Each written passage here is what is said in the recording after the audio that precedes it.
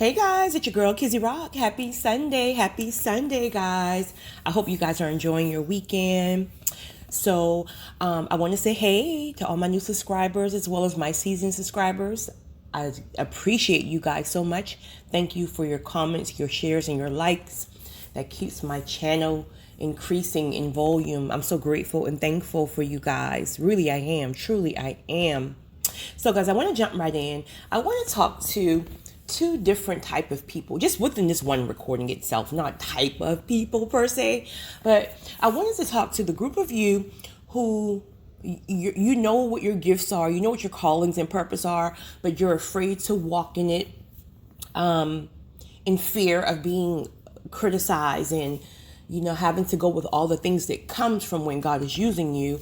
And then there's a group of people who you know what your gifts are, but you're not really confident enough to really tap into them the way you should, or you just maybe dealing with some insecureness, or just whatever. But in turn, what's happening is that because you're not tapping into yours and walking in it fully, before you know it, you're side-eyeing the next person, right? You don't even know there's jealousy, and maybe you do know, but sometimes you can kind of just like overshadow it, like, oh, it's not jealousy. She just thinks she's all that, or he just thinks he has it all. And truly, it's really jealousy. And it's only jealousy is because you're not tapping into and walking into your own purpose and your own calling. Do you know we all have that thing? Whatever it is your thing is, if you take and water that thing and you polish it and you keep working at it and working at it, the same light that you think someone has, you will have that same light and probably more. So I was listening to Pastor Blake's, Pastor R.C. Blake's a little while ago. And so I just decided to piggyback off of things that I were feeling in my spirit as he spoke. And so he was just speaking in general about being confident in your gifts and making sure that you know that you are enough. But as I listened to him, he is so my kindred spirit. I love the man so much. So do you guys. So do you guys, because so many of you are here because of him. As I was listening, it started to bring back up some things that I've dealt with for so many years. And a lot of you have as well, because you are the chosen ones, right? And so I decided to make a recording on this topic. So those of you who are struggling, right, to walk into your gifts, your purpose, and your calling for whatever reasons, you have to be extremely careful when you are putting your mouth on people who God is using in ways that maybe you don't even understand. Sometimes it's not for you to understand. Keep in mind, you may have been raised a certain way. You may have been raised in the whole religion, church setting, that's that. So you can't understand when God will use someone more in a modern way, because you're stuck in that mindset of the religion from 1920. Not knocking or dissing anybody. If that's your style, if that's your life, by all means, I'm not disrespecting it, but I'm just saying, if you can't understand that when God can take a person and use them in a modern way, even when you can't get with it, it's best to just leave your hands off of that person. Or if you feel that there's something they're doing wrong, pray behind the scenes.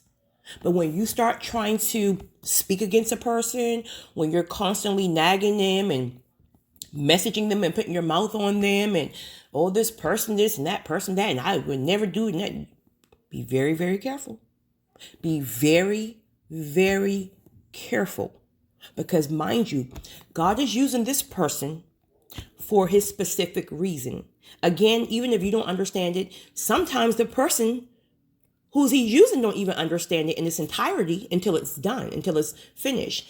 And if God needs to work on that person, and most times, probably all times, he does, because we all have to be polished in certain areas, trust me, he will convict that person. He will work on that person to clean them up, to polish them up in his own timing. Not for you to do it or attempt to do it.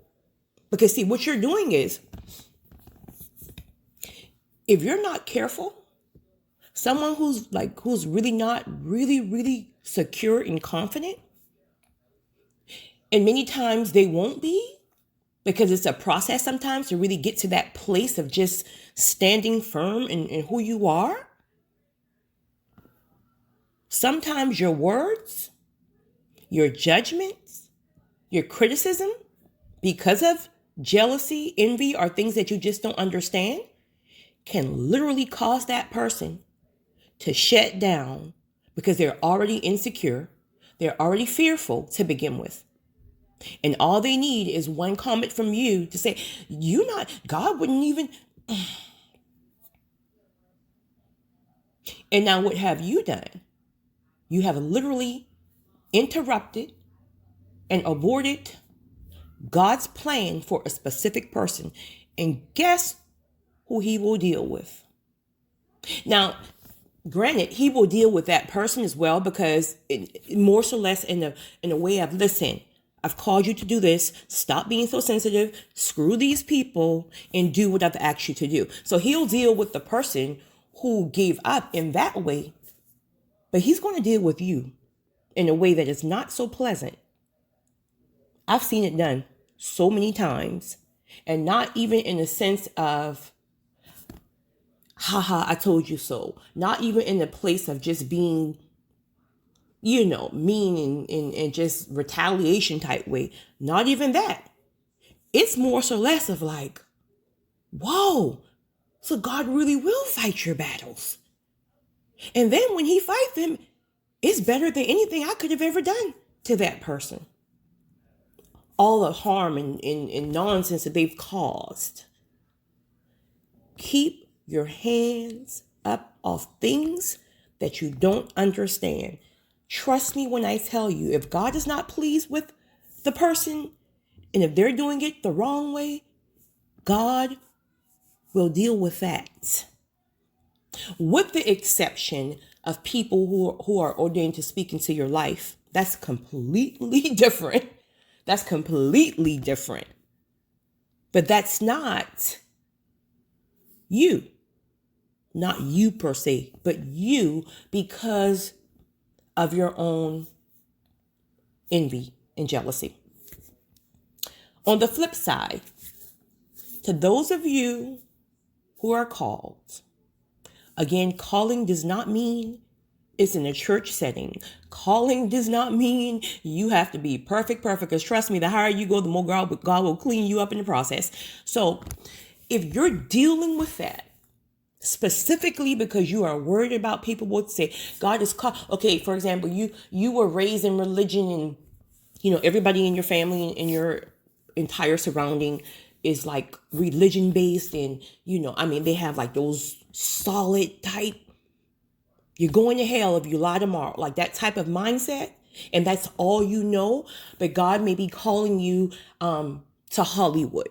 Just saying, God may be calling you to Hollywood because there's a specific group he needs you to witness to, right? Not going in there and just beating them with God over their heads, but he's going to put you in that environment for you can slowly but surely change that environment. Sometimes God will get you in a place or put you in a place where the people around you will just see the light in you, that they want to get to know about this light. How did you get to that light where you don't have to always go places beating people upside their heads? You have to be confident enough to know that God uses you strategically if that's how God uses you. Please don't let people get into your ear and tell you can't do this. God would never. Your relationship is you and God, not outside people. You will know the people that God have ordained to speak into your life. But when you have people who are just telling you couldn't do this, you should never, God will strike you down the minute you open your mouth, you're about to miss the best time of your life. You're going to miss all these blessings, but ultimately you're going to miss God getting the glory for a situation. I'm telling you guys, if it's not that you're based more so less about religion and you have like these solid guidelines and stuff like that you go by, it could be because you're fearful. Could be because you're fearful. And that's not a bad thing. You just have to work on that, because when God uses you, listen, I'm telling you guys, I'm telling you, I'm telling you, I don't know why you guys think I'm like this fearless chick. And when you see me, wherever you see me at, you just think like, I'm telling you, behind my gifts, behind my purpose and my calling, I am more timid and shy. People don't understand that unless you really know me personally. Like, I'm not the shy person who are like trembling around strangers shy, but I am, you guys will see. If you ever meet me personally, you will see. You'll be like, oh my goodness, you really are a little more shy than how you speak or whatever. But anyway, you have to, guys. You have to just take the first step. If you're a very shy, meek person, you're very timid, and there could be reasons for that, right? Because mind you, Satan knew who you were before you know who you were. So he may have targeted you very early.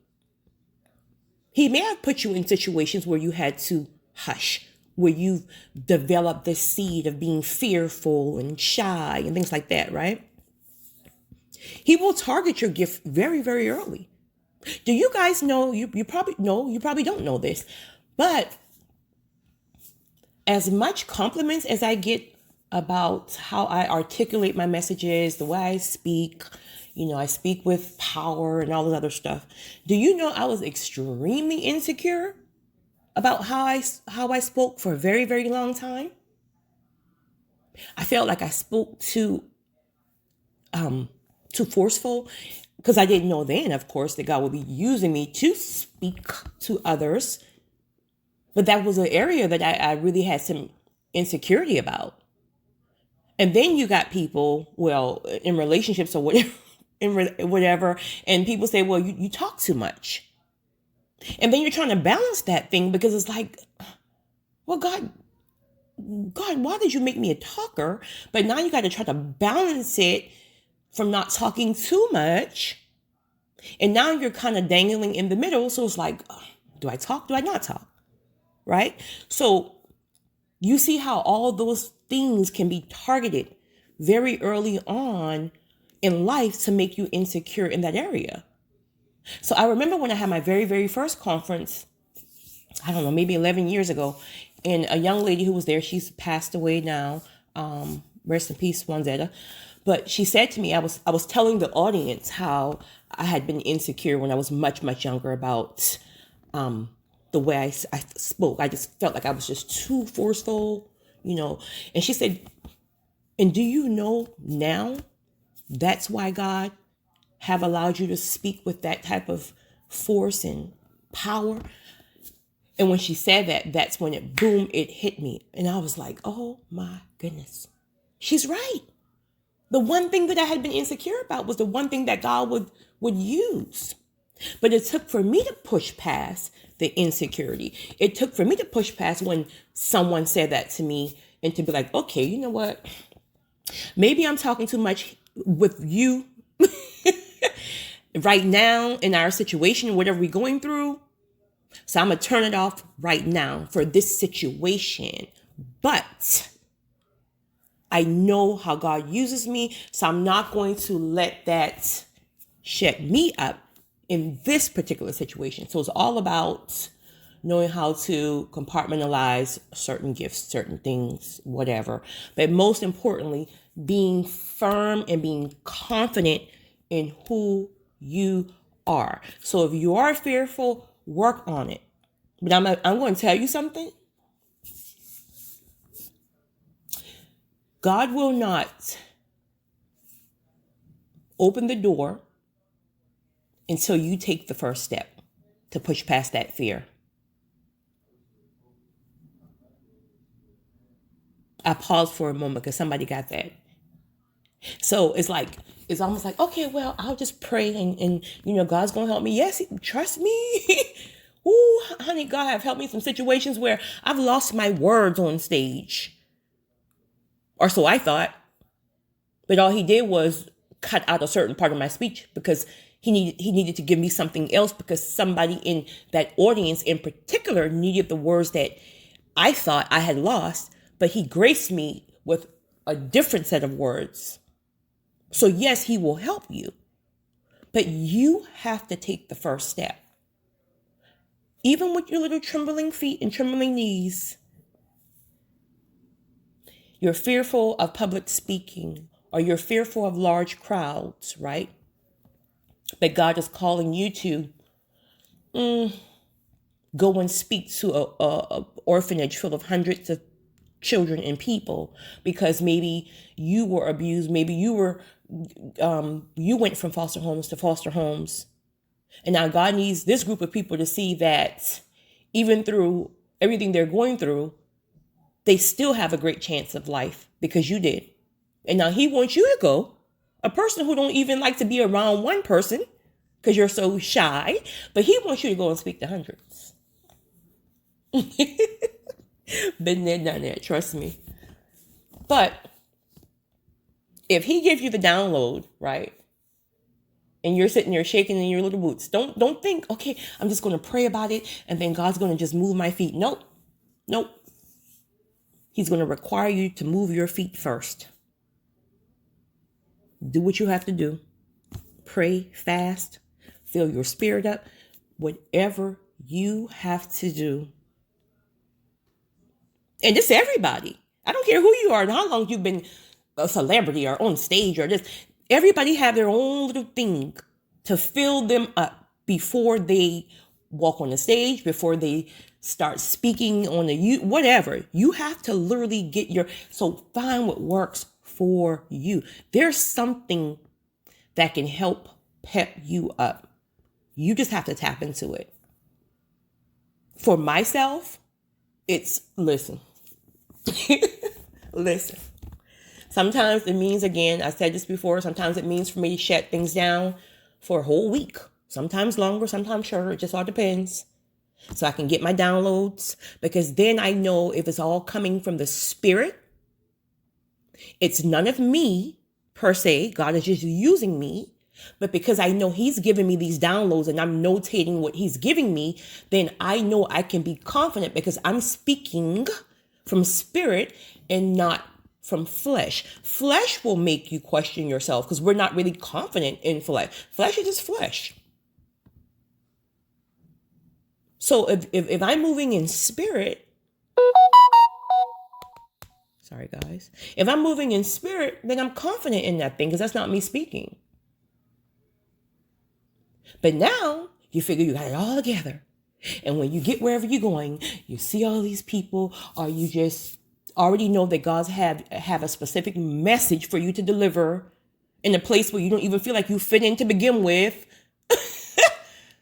So sometimes that means I have to literally have my ear, what is it called? When you're working out and you have your things, my earplugs or whatever, not earplugs, but I don't know, in my ear into the time I am getting dressed for that day or doing whatever I'm doing throughout that day, into the time I take the first step on a stage, on a whatever, a step in that house, in that wherever. I literally have to have it in, filled with whatever I'm using to fill me up in the spirit for that moment. It could be YouTube videos, it could be songs, it could be whatever. I have to have my spirit filled up, because if you don't, if your spirit is not filled and there's any room, even a crack for Satan to get in there, he will, and get in your ear and start messing with your confidence. You have to, boom, speak against him, cast him down, and keep that spirit filled, literally filled. And so when you take the first step, every single fear, every single doubt, every lack of confidence will, boom, instantly leave. And that's when God and the Spirit takes over. So whatever you're saying, whatever you're doing, is natural. It's flowing. And that's why if you ever go back and look at certain things, you'll see people kind of just staring at you. And it's like they're in this, they're just like, wow. And you don't even realize it. Well, to those of you who are already doing it or speaking or whatever you're doing, you don't realize it when it's happening because again, you're in spirit. But once you go home, it normally takes me like a whole 24 hours, sometimes a little longer to kind of come back down, out of that spirit. And then when I kind of go back and watch a recording and I see people like just mesmerized or remember the things they said to me when I was leaving. And then it all hits me because again, it doesn't hit you at the time. God is using you as a vessel. This is why you have to push past the fear because it's not about you. It's not about us. It literally is about God needing you to get a certain thing to a certain person's or persons. This is for his glory, not for you. But Satan will have us all fearful because we're focusing on our own little flesh. Oh, they're going to do this. Oh, they're going to say this. Oh, listen. Ciao. And the crazy part about it is Satan's going to always target something. And I believe this is why God keeps you in spirit. Because I remember I don't even know where I was, but I do remember like looking at the recording like a week later or something. Somebody ironically sent me a screenshot of the picture and it was this one lady. Everybody in the audience clapping or just like in this daze of just, oh my God, that word was for me. And it's just this one lady. And if you looked at her, if you're spiritually connected, you can look at somebody and tell when they're just toxic and demonic and crazy and Satan just using them and foolishness, right? She's in the corner by herself, but she's just looking at me with a side eye. And it was an eye of just, who do you think you are? Why do you get the attention? When I try to do something, it said all that within just that one screenshot. Just nasty, just evil, just jealous. And now you're like, girl, I don't even want to be here. You think I want to be here? I don't have a choice. But you're sitting here looking at somebody all jealous side eye for whatever reason, your own insecurities. Not even realize this person fighting with their own stuff.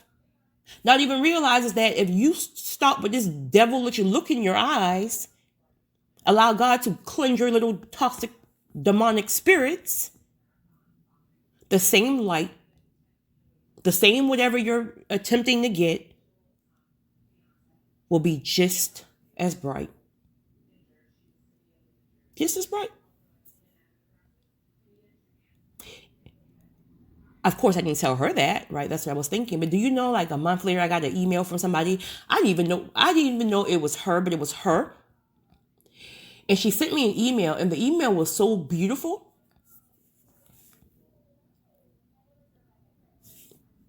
But I was required to use it as a teachable moment. And so everything I just said, of course, I had it more clean when I responded back to her, and I said everything I said to her, and more. And do you know she's now one of my biggest supporters?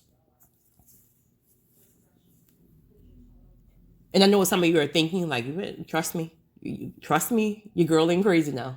I see certain things. I know certain things. God give me certain downloads about certain peoples. I know how to maneuver. Your girl ain't a private person for a reason. Trust me when I tell you.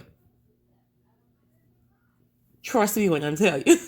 I'm not a private person for no reason, I should say. But anyway, I hope this helps someone. But I just really wanted to encourage those of you who are, probably in that small, well, not you, you're my chosen one. So, but, if you're in that small group of people and you're sitting here putting your mouth on people, be very, very careful.